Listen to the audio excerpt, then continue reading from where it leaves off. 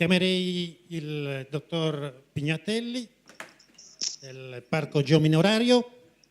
Buon pomeriggio a tutti. Comincio con una domanda a tutti voi. Oggi che giorno è?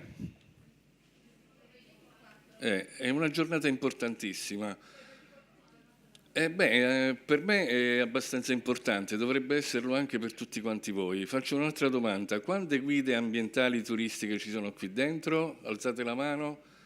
Bene, siete abbastanza. Cosa ricordate oggi? Per molti voi che forse hanno lavorato come guide nei parchi, qualcosa dovrebbe pur dire. No, oggi è, come dire, comincia la settimana dedicata al parco nazionale europeo. È importante perché chi si occupa di turismo, come dire, ben cosciente, o quantomeno credo, dovrebbe sapere che circa il 28% del territorio nazionale, tra parchi nazionali, aree marine protette, SIC, ZPS, zone di protezione speciale, eccetera, sono comunque sostanzialmente aree protette e costituiscono sostanzialmente l'ossatura di quel sistema più generale che, come dire, racchiude in sé il patrimonio non solo ambientale, ma il patrimonio anche culturale, centri storici, musei e tutta una serie di altre cose. Da qualche mese sono il direttore del Parco Geominerario Storico-Ambientale della Sardegna e da una settimana, finalmente, dopo 12 anni di commissariamento, il Parco Geominerario ha finalmente una governance con un suo presidente e un consiglio direttivo. Questo è un passaggio fondamentale perché avere una governance in un parco particolare significa comunque poter programmare interventi, pianificazione a qualunque livello. Il nostro è un parco, ovviamente patrimonio della Sardegna. C'è un altro particolare da dire. Il parco geominerario, paradossalmente, l'ho scoperto qualche giorno fa, appunto quando Giossi Chiari mi ha invitato 3 giorni fa sostanzialmente per un intervento. Ho scoperto che il Parco Geominerario Storico Ambientale della Sardegna è il parco geominerario più grande del mondo ed è il parco, come dire, più grande d'Europa in termini di estensione. Come dire, è qualcosa che vuol dire, significa qualcosa, anche perché poi nei passaggi sono fondamentali, è stato anche inserito nella rete dei geoparchi ed è stato riconosciuto anche nella rete dei geoparchi UNESCO. Visto che dovevo stare nei 20 minuti, ho cercato di sintetizzare al massimo una lunga che mi ero preparato, quindi cerco di andare molto velocemente, poi farò parlare le immagini perché credo che sostanzialmente le immagini siano più evocative delle parole. Il Parco Geominerario Storico Ambientale della Sardegna è il primo esempio al mondo di questo genere di parchi, è stato istituito nel 2001 ed è uno dei parchi nazionali più estesi ed eterogenei d'Italia. Rappresenta un unicum nel Mediterraneo per le sue straordinarie peculiarità geologiche, ambientali e paesaggistiche, alle quali si associano il valore e le potenzialità del grande patrimonio tecnico, scientifico e culturale rappresentato dall'ultramillenaria epopea mineraria della Sardegna.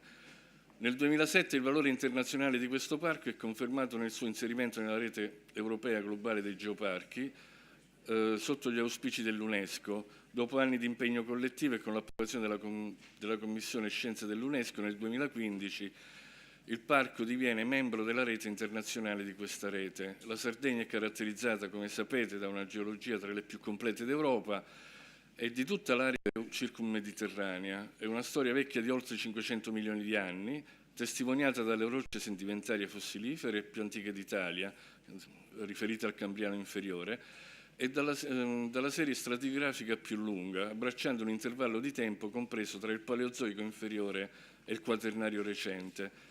Vi è infatti custodita la testimonianza di eventi geologici straordinariamente diversificati da quando la Sardegna era ancora parte del margine ibero-provenzale e al suo distacco arriva verso il centro del Mediterraneo occidentale. Per queste ragioni spesso è menzionata come piccolo continente, ma io oserei dire, vista la storia e la cultura di questa terra, è un continente. Grandiosi eventi mineralizzanti hanno prodotto quelli che una volta venivano definiti i più cospicui giacimenti di minerali in Italia e fra i più importanti a livello europeo, tanto da qualificare questo continente, la Sardegna, come il primo distretto minerario d'Italia. Nell'isola è possibile individuare aree di maggiore densità mineraria nell'insieme, che nell'insieme raccontano una storia quasi di 9.000 anni. 9.000 anni di sfruttamento di risorse del sottosuolo, secondo un'evoluzione cronologica di come questo si è sviluppato nel tempo, che è contrassegnato sostanzialmente da ben 7 periodi principali: quello preistorico, fenicio, punico, romano, quello pisano, aragonese spagnolo, piemontese con i Savoia e infine quello moderno. Comunemente questo avvio viene fatto coincidere con l'estrazione e la lavorazione dell'ossidiana di Monte Arci e del diasporo dell'isola di San Pietro, a cui segue intorno al 3000 a.C. l'utilizzo del talco a Orani e più tardi, intorno al 1200 a.C., del rame per la realizzazione di bronzetti nuragici, Fontana Ruminosa e Gadoni, le rispettive miniere. Con l'estrazione di granito e la coltivazione dei giacimenti di minerali di piombo, zinco, argento, rame, nichelio, eccetera, per ultimo il carbone, l'attività mineraria si è infine sviluppata con alterne fortune fino all'era industriale. Il fiorire di tutta questa attività mineraria ha prodotto con sé anche un non indifferente sviluppo tecnologico, che ha visto la realizzazione di nuovi macchinari innovativi e di brevetti, gran parte frutto dell'intelligenza e della perizia dei tecnici che in queste miniere ci hanno lavorato e alcuni ci hanno perso anche la vita. Oggi la dismissione pressoché totale del comparto estrattivo ha lasciato in Sardegna un'importante ed insolita eredità di valori universali, storici e ambientali altamente peculiari, di documenti, archivi, infrastrutture, macchinari, fabbricati, capacità professionali, valori umani, tutti all'interno di un contesto di paesaggi naturali veramente straordinari, che rappresentano l'identità culturale unica da salvaguardare e da trasmettere. Questo è uno dei principali compiti che è stato assunto dal Parco Geominerario fin dalla sua istituzione. Ancora, il Parco costituisce quindi un veicolo di valori universali e uno strumento per proteggere e salvaguardare tutto il patrimonio tangibile e immateriale, costituito dal contesto geologico, dal patrimonio tecnico-scientifico e dall'ingegneria mineraria, dal patrimonio di archeologia industriale. Certo, un'archeologia diversa da quella classica e di quella di cui autorevoli studiosi e relatori hanno qui evidenziato, industriale, e dal patrimonio documentale delle opere, degli insediamenti, delle tradizioni, dei saperi, degli usi e dei costumi, delle vicende umane che sono state legate a questo tipo di attività. Quindi l'attività dell'ente è quella che mira sostanzialmente alla salvaguardia e alla crescita delle realtà attuali dei territori, cercando di promuovere l'economia, il progresso sociale e culturale delle comunità locali. Questo sostanzialmente diciamo è la mission che c'ha il parco nazionale. Quindi credo che con la possibilità e l'interazione tra le diverse istituti istituzionali che spesso come dire, risultano assenti rispetto a quello che è il comune sentire, come dire, a livello di cittadini e di mondo dell'associazionismo, se si riesce a fare appunto questa connessione tra questi mondi, tra chi i decisori e tra chi sui territori lavora, sicuramente il progetto di allargare le forme di turismo, qualcuno di parlava, non si tratta di destagionalizzare, ma appunto di, come dire, di allungare le stagioni turistiche. Condividendo appieno anche l'intervento della dottoressa Sproni, a me preme dire una cosa particolare: forse occorre che tutti quanti noi, chi è chiamato per responsabilità di governo e di istituzione, o anche chi è chiamato, diciamo, nello svolgere la propria attività, dobbiamo cominciare a cercare di declinare in maniera diversa la parola turismo. Non la decliniamo più al singolare, cerchiamo di declinarla al plurale, perché i turismi sono veramente tanti. La questione dei dati di cui sentivo parlare questa mattina sicuramente sono estremamente interessanti, però ci sono alcuni aspetti che io ritengo utili ai fini della discussione, anche chi poi è chiamato a prendere decisioni in ambito istituzionale e in ambito imprenditoriale. spesso, come dire, i dati vengono utilizzati sostanzialmente per poter rappresentare delle cose, però dipende da come vengono utilizzati questi dati. Prima veniva detto che in Sardegna ci sono circa 13 milioni di pernottamenti nel 2017. Questo è vero, però come dire, l'uso dei dati a volte può essere un po', come dire, un po' utilizzato per fini particolari. Perché dico questo? Per la semplice ragione, prendiamo il caso della Francia, dell'aeroporto di Parigi. Loro fanno coincidere il numero dei pernotti con il numero degli arrivi. Sostanzialmente non è così, perché in aeroporto si arriva e molti viaggiatori spesso arrivano perché devono cambiare aereo e questo non corrisponde ovviamente in termini di presenza turistica e in termini di numeri generali, ma diciamo così non conta. Poi un altro elemento da tenere in modo particolare come dato, io lo ritengo essenziale, anche ai fini di un riferimento sostanzialmente di natura economica, di entrate. Prima la dottoressa Sproni diceva pagare caro e pagare tutti. Come dire, mi riporta un po' indietro, però io dico che forse è necessario pagare il giusto. Vi faccio l'esempio delle visite ad Iglesias tra Villa Marina, Grotta Santa Barbara e Porto Flavia. Una persona per poter visitare tutti e tre i siti deve tirar fuori 50 euro. Beh, io penso che qualcuno qui prima di me citava la possibilità di fare un biglietto integrato. Se non si riesce a fare un biglietto integrato, i turisti non li attiriamo, li respingiamo.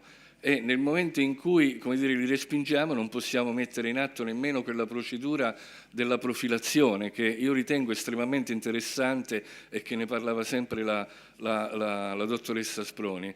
Un'attività di questo tipo è stata messa in campo nelle presenze turistiche semplicemente dei natanti lì alla Maddalena, perché oltre a chiedere il ticket d'ingresso nell'area parco si chiedeva sostanzialmente, come dire, di rispondere a un questionario rispetto ai servizi, ma potenzialmente si chiedeva anche che tipo di lavoro uno svolgeva, qual era la motivazione per cui veniva in quel luogo. Un altro dato essenziale, quindi sempre riferendomi ai dati, sempre in termini economici, io ritengo che, come dire, se uno da Cagliari va alla Maddalena e paga con la carta di credito, certo provoca economia all'interno della stessa isola, ma la nostra bilancia di pagamenti non cambia assolutamente niente. Cosa diversa invece è se i turisti nei diversi turismi o nelle diverse tipologie vengono dall'estero, perché comunque questo va ad incidere sostanzialmente sulla bilancia dei pagamenti in termini di entrate e non è secondario. Allora, il dato essenziale, uno dei dati essenziali di cui tener conto, sarebbe quello effettivo dei pernotti che vengono praticati dai turisti stranieri. Alcuni esempi, dati Eurostat, dal 2009 al 2015, grosso modo 9 anni. Prendiamo come riferimento la Spagna, che come dire, è quasi contigua rispetto alla Spagna. In questo periodo, in 6 anni, è passata da 200 milioni a 267 milioni di turisti, l'aumento del 33%. L'Italia invece, nonostante abbia questo immenso patrimonio, questo museo a cielo aperto, di cui forse, come dire, dovremmo sfruttarne di più le potenzialità, vede la sua performance da 159 milioni a 190 milioni, pari al 19%. Un altro dato, ad esempio la Croazia, che è uno Stato che piccolissimo, che ha una popolazione 12 volte ridotta della nostra, vede sostanzialmente quasi raddoppiare la propria presenza, passa da 33 milioni a 65 milioni, pari al 97%. Un altro dato, sulle isole, qui si tratta di presenze complessive. Alle Canarie, su 1583 km quadrati, abbiamo 83 milioni di turisti. Alle Baleari, di cui si parlava oggi, su 1429 km quadrati abbiamo 57 milioni di turisti. Non parlo della Sardegna, parliamo della Sicilia. 1639, 7 milioni di turisti. Ovviamente qui c'è qualcosa evidentemente che non funziona. Quindi questi dati sostanzialmente, come dice appunto Joseph nelle sue analisi, devono aiutarci a capire in termini imprenditoriali sostanzialmente, ma anche in termini di politica istituzionali, qual è il riferimento, qual è il know-how di cui abbiamo bisogno, qual è l'innovazione che dobbiamo sostanzialmente imporre. Io mi fermerei qui, la foto che vedete è molto significativa, molti di voi la conoscono perché credo che siate tutti sardi, contrariamente a me. Porto Flavia è un'eccellenza al pari di quello che può essere Bagno Vignoni, le terme di Bagno Vignoni, che non so se molti di voi le conoscono, oppure della Chiesa dei Morti di Urbania. Dico due piccoli esempi, ma che comunque sono esempi che sono altamente visitati dal pubblico, che però danno un significato di come questo luogo che si trova in Sardegna, che racconta una storia, è l'unico porto sospeso al mondo.